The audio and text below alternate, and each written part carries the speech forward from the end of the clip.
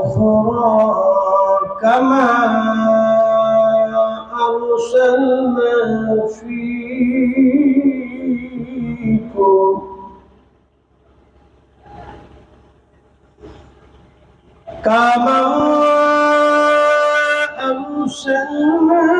فيكم رسولا منكم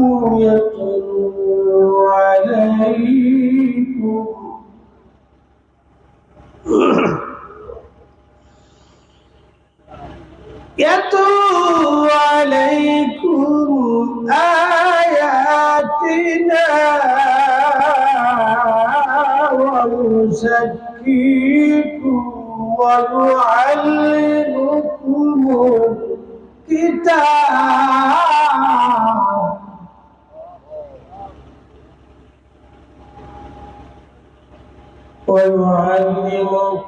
الكتاب والحكمة ويعلمكم ما لم تكونوا تعلمون.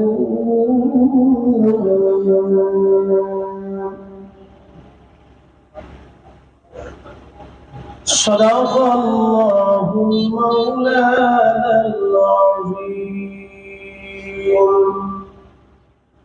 وصدق رسوله.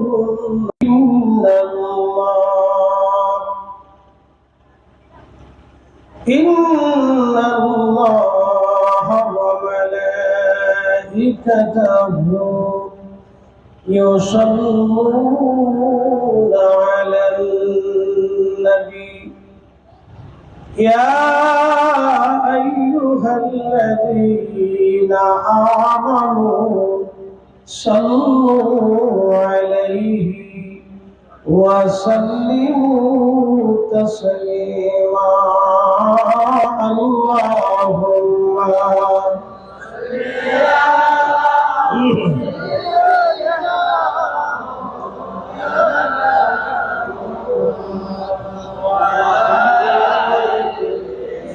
اللهم ما شاء الله. الله أكبر.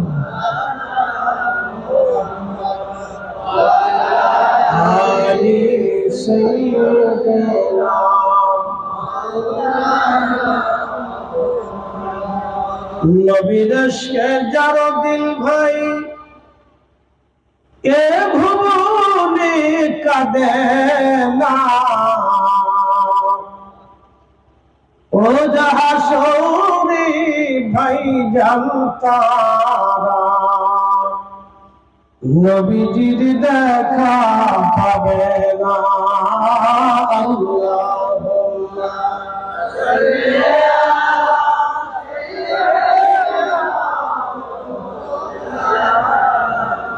মুহাম্মাদ ওয়া আলা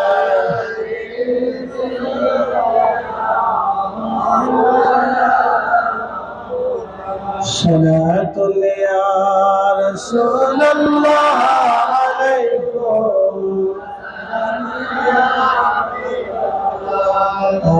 صلاة يا رسول الله عليكم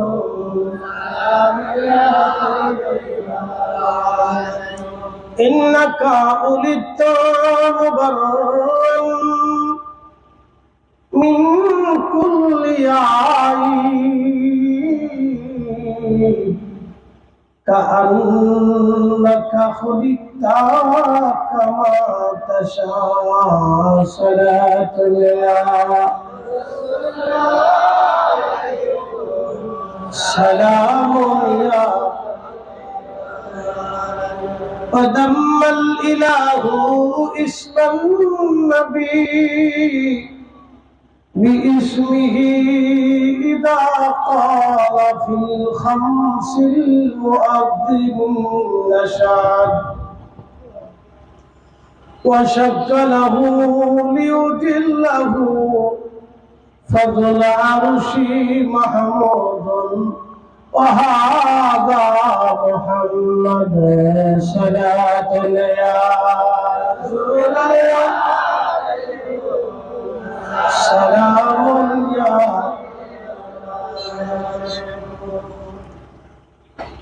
ঐতিহ্যবাহী 12 আউলিয়ার স্মৃতিধন্য চট্টগ্রামের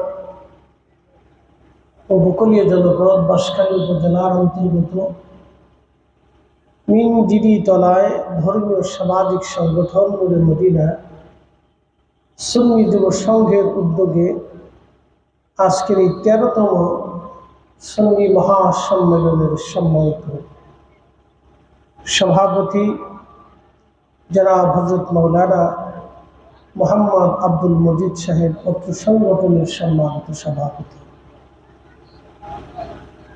আজকের সম্মানিত আলোচক বৃন্দ, বিশিষ্ট আলিম দ্বীন হযরত আল্লাহ মাওলানা মুমতাজুল হক নঈমী সাহেব মাদ্দাজিল্লাহুল আলী, এবং আমার আগে আপনাদেরকে চমৎকার তাকরীর করে শুনিয়েছেন হযরত মাওলানা সৈয়দ মোহাম্মদ খায়রুল আমিন চিশতি মাদ্দাজিল্লাহুল আলী সহ সকল উলামায়ে কেরাম, এলাকার গণ্যমান্য ব্যক্তিবর্গ, মুরব্বান ইকরাম, কলিজার টুকরো যুবক ভাইরা, পর্দানিশী আমার সম্মানিত মা ও বোনেরা, মাইকের আওয়াজ যত দূর পর্যন্ত যাচ্ছে সকলকে মোবারক। শুকরিয়া সে আল্লাহর দরবারে যিনি আমাকে এবং আপনাকে আজকের এই দিনে বেহেশতের বাগানে এসে বসার মতো সুযোগ এবং তৌফিক আল্লাহ নসিব করেছেন। সেই জন্য আল্লাহর আসমানে আমরা একসাথে শুকরিয়া আদায় করে বলি আলহামদুলিল্লাহ। আরো শুকরিয়া করি সে আল্লাহ যিনি সর্বশ্রেষ্ঠ রসুল, সমস্ত রসুলগণের যিনি সয়্যিদ শিরতাজ, ইমামুল মুরসালিন, রাহমাতুল লিল আলামিন, আল্লাহর সর্বশ্রেষ্ঠ মেহবুব, আল্লাহর হাবিবের উম্মত হিসেবে আপনার এবং আমার মতো নাসিস নাফরমানকে আল্লাহ কবুল করেছে। সেই জন্য আল্লাহর আসমানে আমরা একসাথে সকলে শুকরিয়া আদায় করে বলি আলহামদুলিল্লাহ। প্রিয় উপস্থিতি, শানে রিসালাতের আল্লাহর হাবিবের মর্যাদার আলোচনা, এটা কিয়ামত অবধি পর্যন্ত যদি আমরা আলোচনা করি তারপরে শেষ হবে না। তারপরেও বাস্তবতা থেকে দুটি কথা আপনাদের সামনে উপস্থাপন করব। আল্লাহর হাবিবের বাল্যকাল জীবনের, দুনিয়াবী শরীয়তের বাল্যকাল জীবনের ছোট্ট দুটি কথা আপনাদেরকে শোনাব। বিশ্ববিখ্যাত ইমাম মুল্লা আলী কারি মাক্কি হানাফি রাহিমাহুল্লাহ, অত্যন্ত চমৎকার আবহাওয়ার একটা অঞ্চল, সুন্দর আবহাওয়ার একটা এলাকা। মক্কাতে যখন 45 এবং 50 ডিগ্রি সেলসিয়াস তাপমাত্রা থাকে, তখন তায়েফ থাকে আমাদের দেশের বসন্তকালের মতো। মক্কাতে যখন 45-50, এই আবহাওয়া খুব চমৎকার একটা এলাকা। এই বর্তমান তায়েফের শহর থেকে আরো 70 কিলোমিটার দূরবর্তী এলাকাতে হযরত হালিমাতুস সাদিয়া রাদিয়াল্লাহু আনহার বাড়ি, আরো দুর্গম এলাকা। তো তৎকালীন জামানাতে মহিলাদের একটা এলাকা ভিত্তিক চিরাচরিত অভ্যাস ছিল দাইমা হওয়া, ধাত্রীমা হওয়া। আর মক্কায় বাচ্চা কাচ্চা হলে মানুষ ধাত্রীমার কাছে লালন পালন করতে পাঠিয়ে দিত। তো আল্লাহর নবীর মক্কাতুল মুকাররমাতে আল্লাহর হাবিব বেলাদাত গ্রহণ করেছেন, তাশরীফ এনেছেন। হালিমাতুস সাদিয়া রাদিয়াল্লাহু আনহা তিনি সুদূর তায়েফ থেকে ধাত্রীমা হওয়ার জন্য তায়েফের আরো নারীদের সাথে উনি রওনা করলেন। তো সবার ঘোড়া, গাধা, উট, দুম্বা খুবই শক্তিশালী ছিল। হযরত হালিমারটা ছিল দুর্বল, হীন এবং খুবই নাজুক পরিস্থিতি। এখন যদি আপনারা তায়েফে যান তো দেখবেন পাহাড়ি রাস্তা বেয়ে বেয়ে বেয়ে বেয়ে বেয়ে বেয়ে দুর্গম, পাহাড় কেটে কেটে সৌদি সরকার রাস্তা করে দিচ্ছে। তখন তো এরকম রাস্তা ছিল না, পাহাড় বেয়ে বেয়ে বেয়ে বেয়ে বেয়ে বেয়ে তাদেরকে উট দুম্বা ছাগল ভেড়া বকরি আর রবপত্র মাল সামানে পাহাড় বেয়ে বেয়ে তারা নিয়ে যেত। তা হালিমাতুস সাদিয়া রাদিয়াল্লাহু আনহা আসলেন, কিন্তু আসতে আসতে উনি 3 দিন পিছনে পড়লেন। সবাই বাচ্চা কাচ্চা নিয়ে যখন চলে যাচ্ছে তার 3 দিন পরে হালিমাতুস সাদিয়া মক্কায় ঢুকলেন। খোঁজ নিয়ে দেখলেন কারো বাড়িতে কোনো বাচ্চা কাচ্চা নাই, শুধু একজনের ঘরে একটা শিশু বাচ্চা আছে, তার নাম মুহাম্মদ সাল্লাল্লাহু আলাইহি ওয়াসাল্লাম। মা আমেনা বাবা আব্দুল্লাহ ইন্তেকাল করেছেন, খুবই দরিদ্র এবং এতিম বাচ্চা। আমার দিকে তাকাবেন, এখান থেকে আমাদের অনেক কিছু শিখার আছে। এতিম বলে আল্লাহ রসুলকে তায়েফের অন্য কোন নারী নেন নাই। কোন ধাত্রী এতিম দেখে কেউ নেয় নাই। সবার চিন্তা যে এতিম কে পয়সা দিবে, এর ভরণ পোষণ কেউ দিতে পারবে না, অতএব নিয়ে খামাখা কষ্ট করে লাভ নেই। সবাই চলে গেল, হালিমা পিছনে পড়ে গেল কপাল গুনে। যারা বলেন কি গুনে? একসাথে বলেন কি গুনে? ভাগ্য গুনে। এই জন্য পৃথিবীতে যারা রসুলকে ভালোবাসে তাদের ভাগ্য, কথা কর না কেন, তাদের বুলন্দ নসিব। যারা আল্লাহ রসুলের মহাব্বতের পক্ষে থাকতে পারে তাদের বুলন্দ নসিব, আর যারা এর বিপক্ষে চলে যায় তাদের বদনসিব। এটা সহজে আপনি বুঝে নিবেন। যারা আল্লাহ রসুলের মহাব্বতের পক্ষে থাকে তাদের বুলন্দ নসিব, আর যারা রসুলের করিমের ইজ্জতের বিপক্ষে চলে যায় তাদের বদনসিব।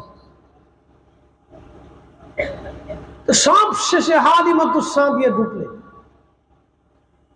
স্বামী আর স্ত্রী দুইজনে রাত্রিবেলা গল্প করে, স্বামী গো, এমনিতে আমাদের দুর্ভিক্ষ, আমার লুট না খাইতে খাইতে এটা দুধও দেয় না, আমার গাধাটা ক্ষুধার কারণে এটা ক্ষীণ দুর্বল হয়ে গেছে, না চলতেও পারে না, আমি নিজেও হালিমা শুকনা হয়ে গেছি, আমার নিজের স্তনেও আমার বাচ্চাই দুধ পায় না, তা আমি একটা বাচ্চা আবার নিলে তাকে কি খাওয়াবো? তারপরে সে এতিম, তাকে কে ভরণ পোষণ দেবে? চলো ফিরে চলে যাই। স্বামী ডাক দিয়ে বলেন, হালিমারে, এত দূর পথ সফর করে আমরা আসছি মক্কাতে একটা বাচ্চা নেওয়ার জন্য, বিফলেই ফিরে চলে যাব। হালিমা, চলে যাই বা না যাই, নেই বা না নেই, চলো না একটা বার বাচ্চাটাকে দেখেই আসি, সেটা দেখতে কেমন দেখা যায়। একসাথে বলবেন আল্লাহু আকবার। রসুল পাইতে কি লাগে? একসাথে বলেন কি লাগে? আল্লাহ আমাদেরকে রসুলের মহব্বতের মাহফিলে বসার জন্য কপাল দিছে, এই জন্য একসাথে শুকরিয়া আদায় করে বলেন আলহামদুলিল্লাহ। নসিব লাগে, বদ নসিব এই মজলিসে বসতেও পারে না, এই মজলিস কায়েম করতেও পারে না, সহযোগিতা করতেও পারে না। এই কথা কর না কেন? সোজা বাক্যে বুঝে যাবে। ইসলাম এত পেঁয়াজ গোস না, একেবারে সহজ। আমরা নিজেরা পেঁচাইছি, আমরা নিজেরা এটা পেঁচাই পেঁচাইয়া জিলাপির পেঁচে বানাইয়া ঝগড়া ফাসাদ শুরু করছি। হাজরাতে হালিমা বললেন, স্বামীর পরামর্শে পরের দিন সকালবেলা আমি এবং আমার স্বামী বাচ্চা কাচ্চা নিয়ে জাবালে আবু কুবাইসের পাদদেশে আল্লাহর হাবিবের বাসগৃহে বেলাদাতের ঘরে নবীজিকে আনার জন্য, দেখার জন্য, একটা বার দেখার জন্য আমি গেলাম। আল্লাহর নবীকে দেখার জন্য যখন গেছি, দোলনার ভিতরে নবীজি শোয়ানো, ঘুম পাড়িয়ে রাখা হয়েছিল আল্লাহর নবীকে। গা মোবারকে দুই ধরনের রেশমের কাপড় ছিল, একটা কাপড় ছিল সবুজ আর একটা কাপড় ছিল সাদা। একটু সবুজ রেশমের কাপড় দিয়ে নবীজির বক্ষ মোবারক দিয়ে ঢেকে রাখা ছিল, আর একটা সাদা রেশমের কাপড় দিয়ে পিঠ মোবারক দিয়ে শরীর আবৃত করে ঢেকে দেওয়া ছিল। চেহারা মোবারক বাইরে দেখা যাচ্ছিল। হালিমা বললেন, কাছে যাওয়ার পরে এত সুঘ্রাণ আসতে লাগলো, যে সুঘ্রাণে আমি হালিমা মোহিত হয়ে গেলাম। পৃথিবীর কোন আতরে আমি সুঘ্রাণ খুঁজে পাই নাই। একসাথে বলা যাবে আল্লাহু আকবার। পৃথিবীর কোন আতরে সুঘ্রাণ আমি খুঁজে পাই নাই। আল্লাহর নবীর সুঘ্রাণ কি এখনো আছে? কথা বলেন, আছে? আছে। আমি আপনাদের কাছে দুইটা ঠিকানা দিব, কোথায় কোথায় গেলে নগদ পাবেন, বাকি না। কোন জায়গা গেলে আল্লাহ রসুলের সেই সুঘ্রাণ এখনো পাবেন, নগদ পাবেন, বাকি ঝুঁকি নেই। একটা হচ্ছে বাইতুল আকসা। বাইতুল আকসায় একটা স্থানে গেলে এখনো সেই সুঘ্রাণ আপনি পাবেন। 1450 বছরে কখনো আতর দিতে হয় নাই। 1450 বছর ওখানে কখনো সুঘ্রাণ দিতে হয় নাই। জায়গাটা বলে দিয়ে যাই। আল্লাহর হাবিব বাইতুল আকসাতে মেরাজের রজনীতে যেই দিন উপস্থিত হয়েছিলেন, 1.25 লক্ষ নবী আলাইহিস সালাম আল্লাহর নবী পিছনে ইক্তেদা করলেন, 2 রাকাত নামাজ পড়লেন। তখনও পৃথিবীতে নামাজ আসে নাই। তখনও নবীজি নামাজ আদায় করে আসমানে রওনা দিয়েছেন। আসমান থেকে ফিরার পথে আল্লাহ 50 ওয়াক্তের বিনিময়ে 5 ওয়াক্ত দিয়ে পাঠিয়েছেন, এরপরে নামাজ আসছে। অথচ আমাদের নবী তার আগেই সব নবীদের ইমামতিতে 2 রাকাত নামাজ পড়াইয়া নবীজি আসমানে রওনা দিছে। একসাথে বলা যাবে আল্লাহু আকবার। এই জন্য এই রাসূলের ইলম নিয়ে যারা প্রশ্ন তোলে তারা বোকা, তাদের ইমানে অনেক বড় ঘাটতি আছে। কথা ঠিক কিনা? এই শুনেন, মহব্বত 2 ধরনের, একটা মহব্বতে সিফাতি আর একটা মহব্বতে জাতি। মহব্বতে সিফাতি, আল্লাহর নবীজি দাড়ি মোবারক রাখছেন, আমরা রাখি। প্রিয় নবীজি ডান হাত দিয়ে খানা খাইছেন, আমরা খাই। আল্লাহর নবী আঙ্গুল চেটেছেন, আমরা চাটি। বাসন চেটে খাইছেন, আমরা খাই। দস্তরখানা বিছাইছেন, আমরা বিছাই। মেশক করছেন, আমরা করি। মুস্কি হাসি দিতেন, আমরা দেই। টুপি পাগড়ি মাথায় দিতেন, ঢিলে ঢুলে লম্বা জুব্বা গায়ে দিতেন, আমরাও দেই। আল্লাহর নবীর এইরকম কিছু কিছু জীবনের সুন্নত আছে যেগুলি হচ্ছে সিফাতি মহব্বত।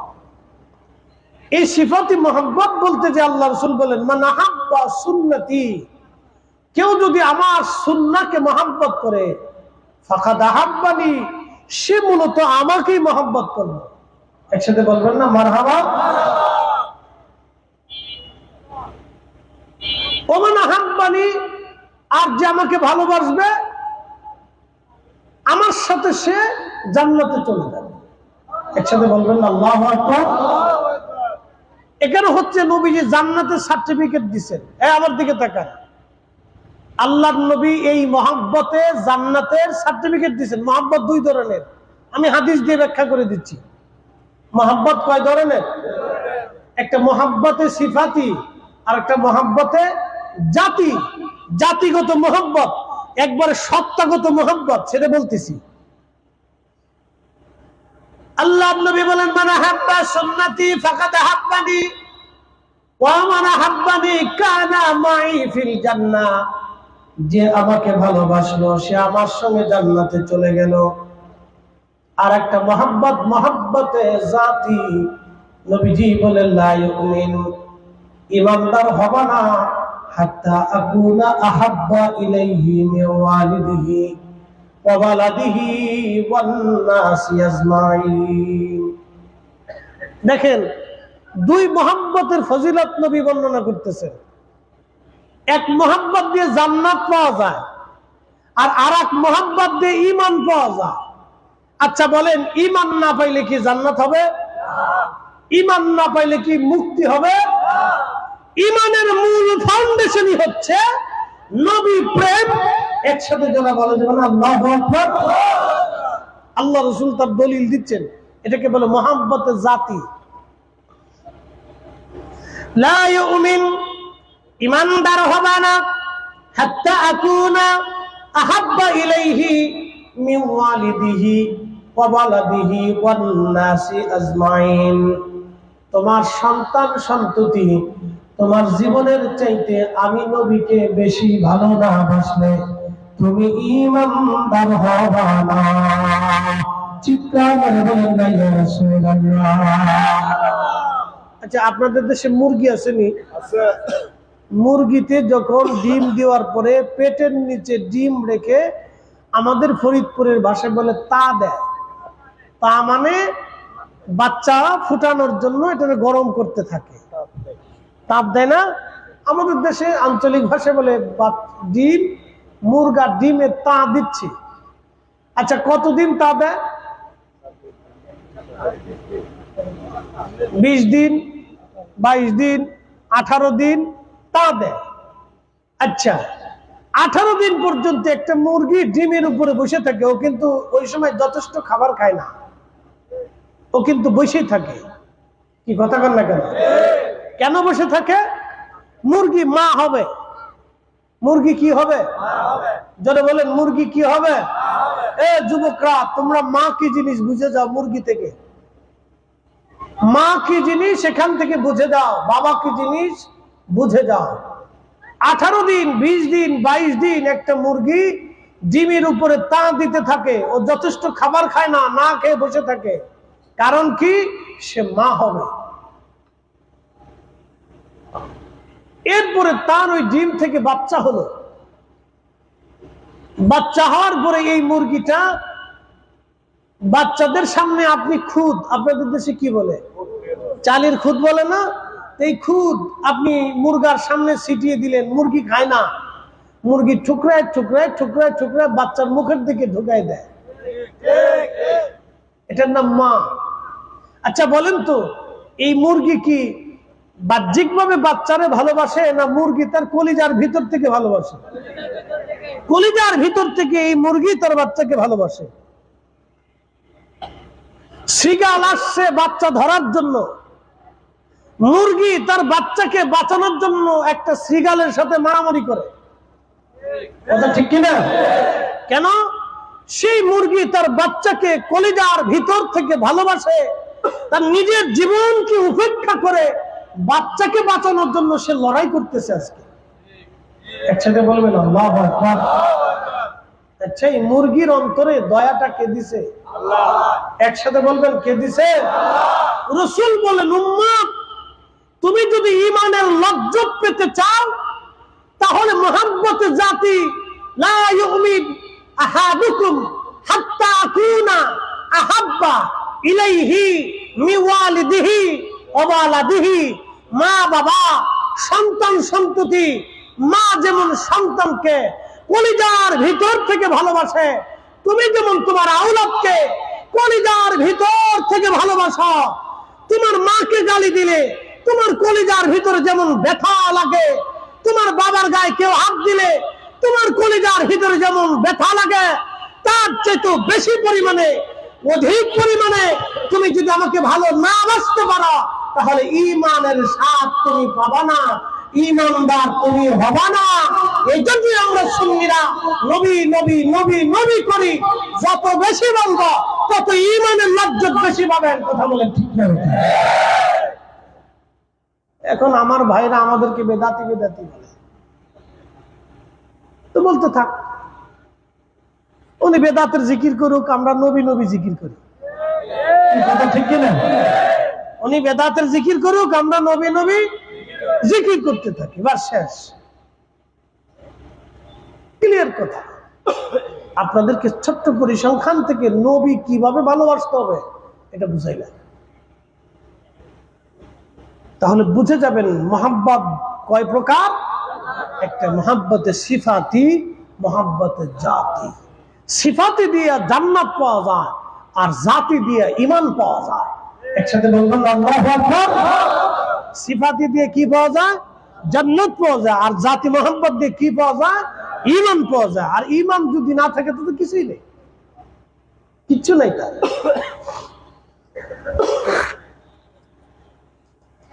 প্রিয় বাসখালীর মুসলমান,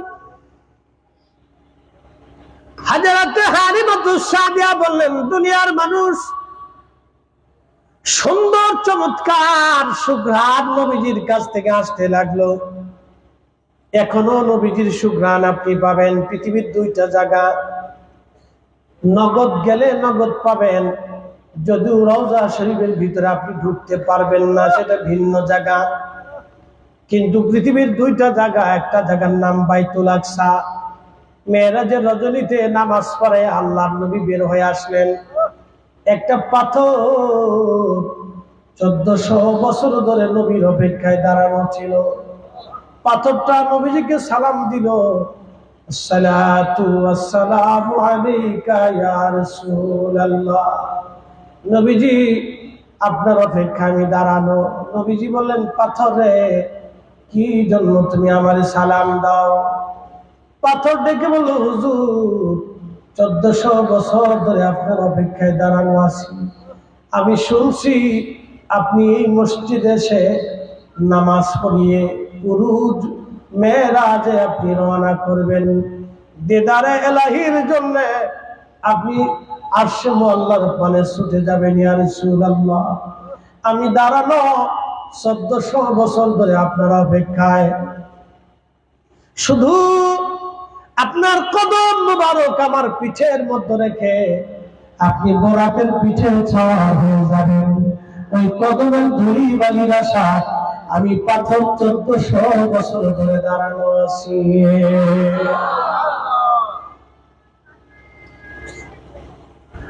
আল্লাহ নবী ডাক দিয়ে বললেন, পাথর আবেদন তোমার মঞ্জুর। ঠিক প্রিয় নবীজি কদম রাখতে যায়, আল্লাহ ডাক দিলেন, পাথর নরম হয়ে যাও, আমার হাবিব তোমার পিঠে চড়বে। নবীর যাতে কষ্ট না হয়, দিদারে এলাহির জন্য আমি রসুলকে সম্মানের সাথে নিয়ে আসতেছি। ঠিক তখনই পাথর নরম হয়ে গেল।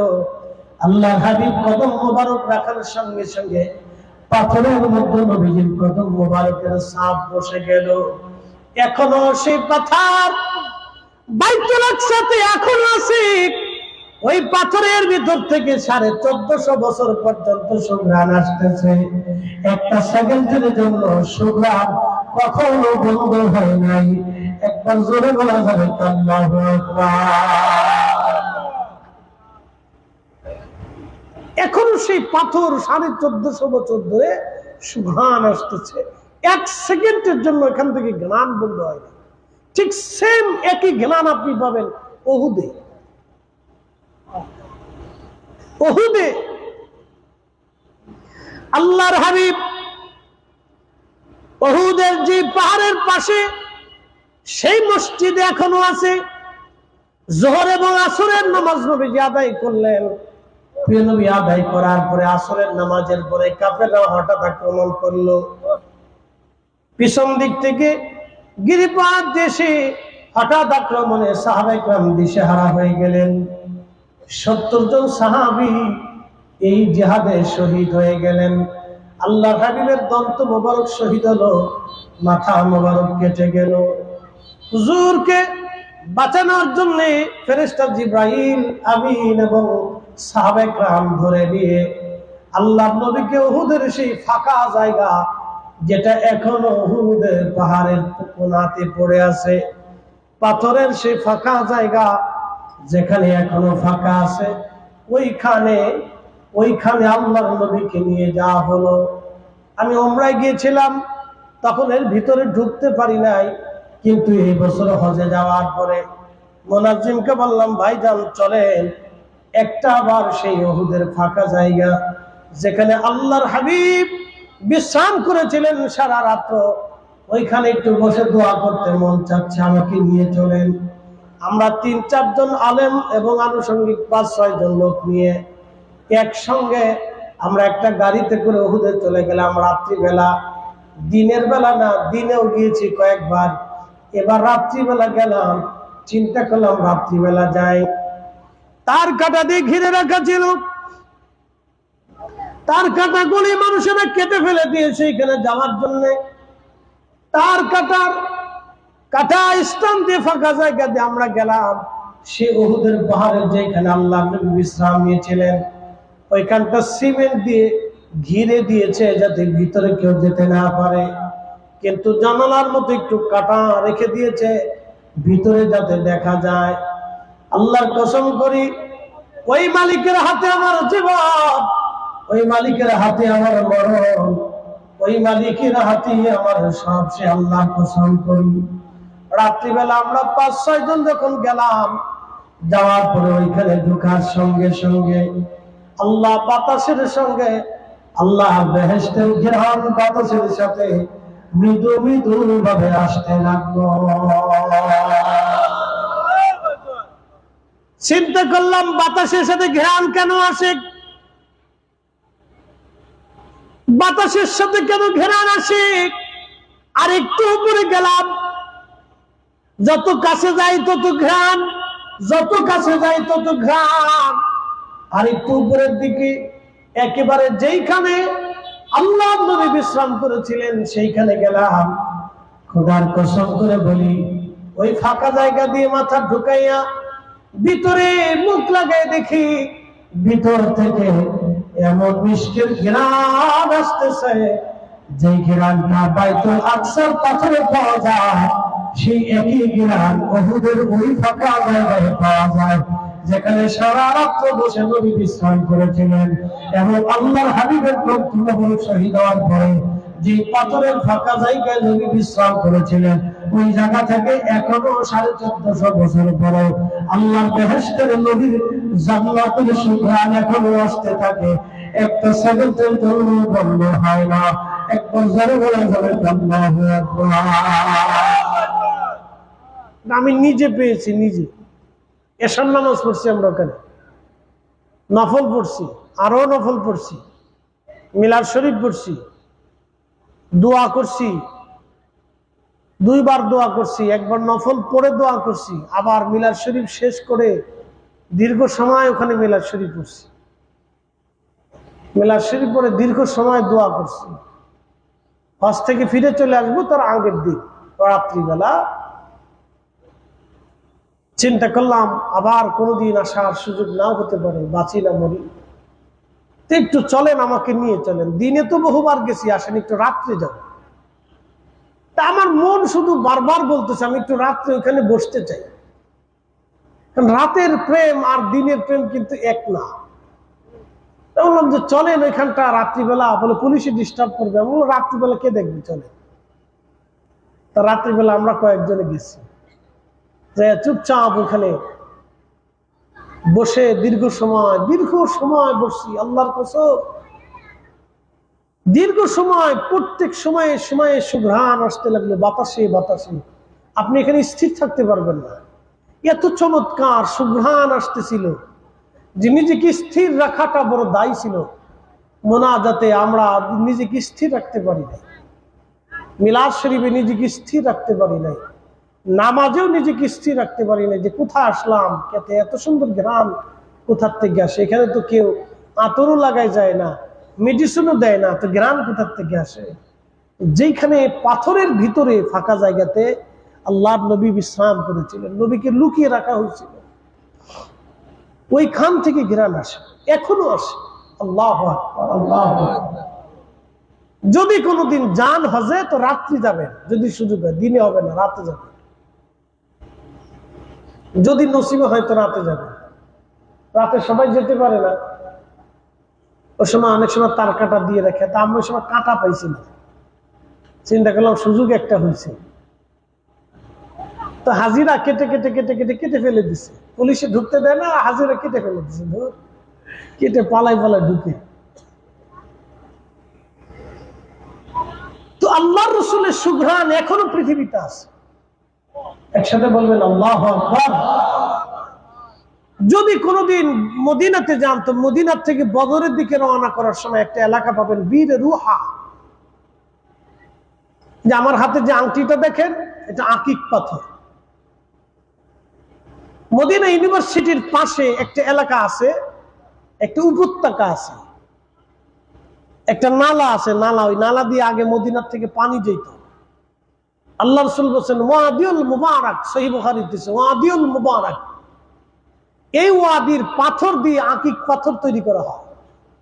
আর একটা নাম আছে ওয়াদি আকিক, এটা দিয়ে পাথর দিয়ে আকিক পাথর তৈরি করা হয়। এই পাথর আল্লাহর নবী হাতে ব্যবহার করতেন। আল্লাহর হাবিব ওই আকিক পাথর ব্যবহার করতেন। ওয়াদি আকিক, ওয়াদি মুবারাকের পাথর থেকে এই আকিক পাথর বানানো হয়। আল্লাহ রাসূল ওই আকিক পাথর ব্যবহার করতেন। ওইখানে সাহাবে কেরাম বাড়ি করতেন। অনেক সাহাবীদের বাড়ি ছিল ওই উপত্যকার পাশে। আল্লাহ রাসূল বলতেন ওয়াদিউল মুবারাক, এটা মুবারক মানে উপত্যকা। একসাথে বলা যাবে না আল্লাহু আকবার। রাসূল বলেছেন, এই নবীর কথার উপরে ইয়াকিন রেখে সাহাবে কেরাম ওখানে বাড়ি করতেন। সাহাবে কেরামের বিশ্বাস আপনি কল্পনা অতীত হয়ে যাবে। আপনি বুঝবেন, ভাববেন যে তাহলে তারাও বেদাতি ছিল। তারা আল্লাহ রাসূলকে এতটা প্রাধান্য দিতেন, এত প্রাধান্য রাসূলকে দিতেন। প্রিয় উপস্থিতি, যদি কোনদিন মদিনা থেকে বদরের দিকে যান, একটা এলাকা পাবেন বীরে শেফা, একটা কুয়া আপনি পাবেন বীরে শেফা। এখানে 70 জন নবী এই কুয়ার পানি পান করেছেন এবং এখানে 70 জন নবী নামাজ পড়েছেন। ওখানে একটা মসজিদ আছে। 70 জন নবী ওই মসজিদে নামাজ পড়েছেন। 70 জন নবীর 100 বছর যদি আপনি হিসাব ধরেন, তাহলে 70 জন নবীর হিসাব আসবে 7000 বছর। একসাথে বলবেন আল্লাহু আকবার। 70 জন নবী যদি আপনি 100 বছর ধরে হিসাব করেন, তো 7000 বছর আসবে। একটা কুয়া 7000 বছরে কখনো শুকায় নাই। কুয়ার বয়স 7000 বছর, কখনো শুকায় নাই। কিন্তু আল্লাহর নবী পৃথিবীতে আসার পরে, দ্বীনের দাওয়াত দেওয়ার পরে ওই কুয়াটা শুকাই গেল। নবীজি উহুদ বদরের যুদ্ধ থেকে ফিরে আসার সময়, আল্লাহর নবী বদর থেকে ফিরে আসবেন, ফিরে আসার সময় বীরে শেফাতে নবীজি তাবু গাড়লেন। সাহাবীরা তাবু গাড়লেন। তাবু গাড়ার পরে নবীজি বললেন তোমরা শেফা থেকে পানি নিয়ে আসো। সাহাবীরা বলল হুজুর, কুয়ার মধ্যে কোনো পানি নাই, একেবারে পানি কুয়ার নিচ পর্যন্ত শুকাই গেছে। আল্লাহর হাবিব হেঁটে হেঁটে এসে কুয়ার পাশে দাঁড়াইয়া 70 জন নবী যে কুয়ার পানি পান করলো, আজকে সেই কুয়া শুকাই গেছে। আল্লাহর হাবিব কুয়ার পাশে দাঁড়াইয়া নিজের পবিত্র থুতু মোবারক কুয়ার মধ্যে ছেড়ে দিলেন। থুতু মোবারক ছেড়ে দিয়েছেন, দিতে দেরি হয়েছে।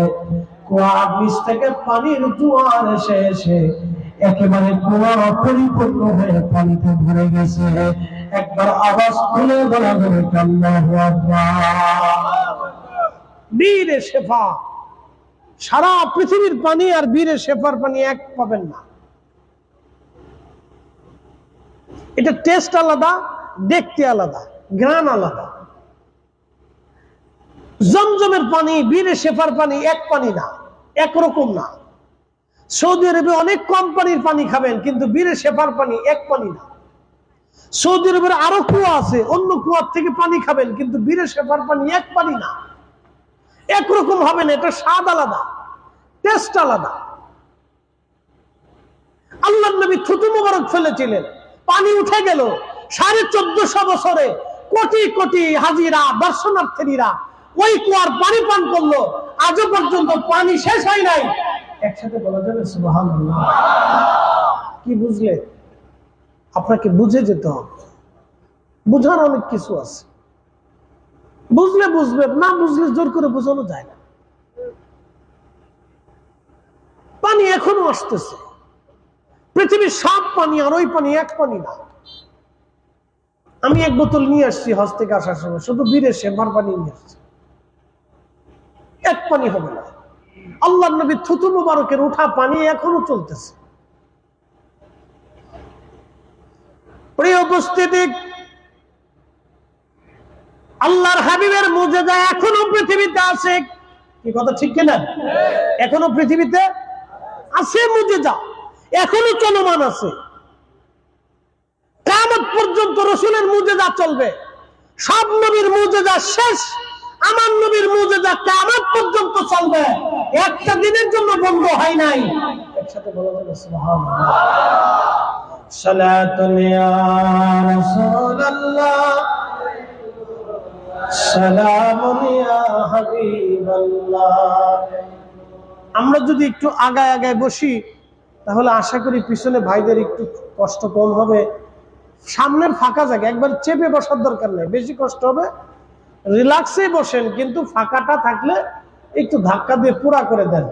জিকিরের হালতে লা ইলাহা জোরে লা ইলাহা হক লা ইলাহা হাসবি রাব্বি জাল্লাল্লাহ মা ফি কলবি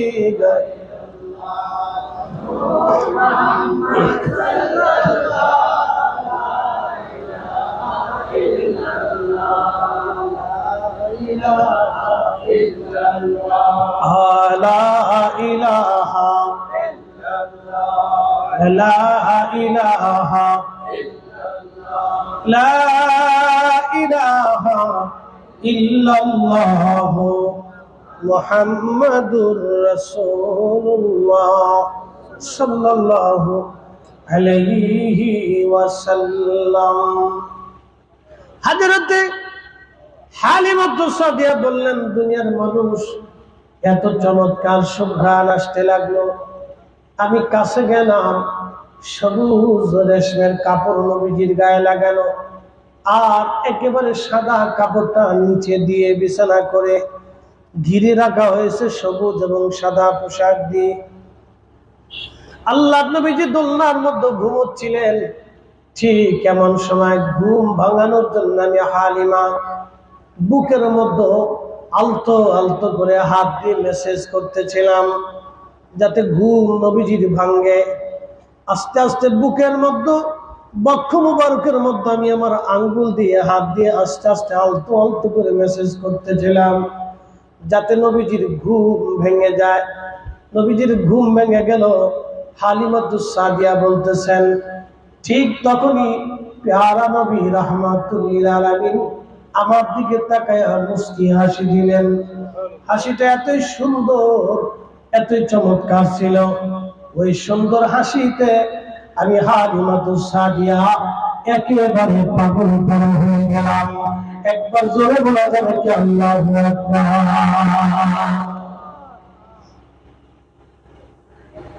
হযরত হালিমাতুস সাদিয়া বলতেছেন, দুনিয়ার মানুষ, আমি আরো আশ্চর্য হলাম। নবীজির জুলফি মোবারক, দুই ভুরু মোবারকের মাঝখানে যেই কপাল, এই কপাল মোবারক থেকে একটা নূর বের হয়ে খিলালাস সামা, একেবারে মধ্য আকাশ পর্যন্ত এই নূর মোবারক চলে গেল। কপাল মোবারক থেকে একটা নূর বের হয়ে খিলালাস সামা, মধ্য আকাশ পর্যন্ত একেবারে নূর মোবারক চলে গেল। হালিমা বলতেছেন, ওই সুন্দর নূর মোবারক দেখে আমি আশ্চর্য হয়ে গেলাম এবং ওই কপাল মোবারকের মধ্যে আমি চুমা লাগাইলাম। আমি চুমা লাগাইয়া নবীজিকে কোলের মধ্যে নিয়ে নিলাম। স্বামীরে ডাক দিয়ে বললাম, স্বামী, শূন্য হাতে ফিরে যাব না, পয়সা দিক বাহানা দিক, আমি এই শিশু ছাড়া তায়েফের জমিনে ফিরে যাব না। বনের যত পশু ভক্তি করতই দুই চরণ, মেঘমালা ছায়া দিত গায় গো নবীজি, আপনাকে দেখিবার মনে চায়। গোলামের দেখা দিবেন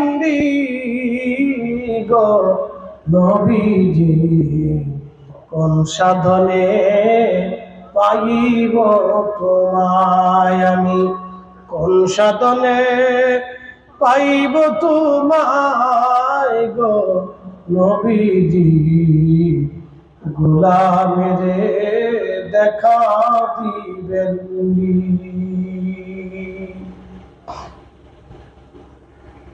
হালিমাতুস সাদিয়া বলেন, প্রিয় নবীজিকে বুকের মধ্যে নিয়ে আমি যখন আমার দুধ, আমার স্তনের দুধ খাওয়াইতে লাগলাম, আমি ছিলাম দুর্বল, হীন ক্ষীণ। আল্লাহর হাবিব কোলে আসার সঙ্গে সঙ্গে আল্লাহর পক্ষ থেকে আল্লাহ আমার সবল বানায় দিলেন। একসাথে ধরে বলবেন কি মারহাবা, মারহাবা ইয়া রাসূল, মারহাবা লিল আলামিন, মারহাবা সালাতুন ইয়া রাসূলুল্লাহ আলাইকুম। খবর লও ইয়া রাসূলুল্লাহ, খবর লও মেরে মৌলা মেরে আকা, খবর লও সালাতুন ইয়া রাসূলুল্লাহ।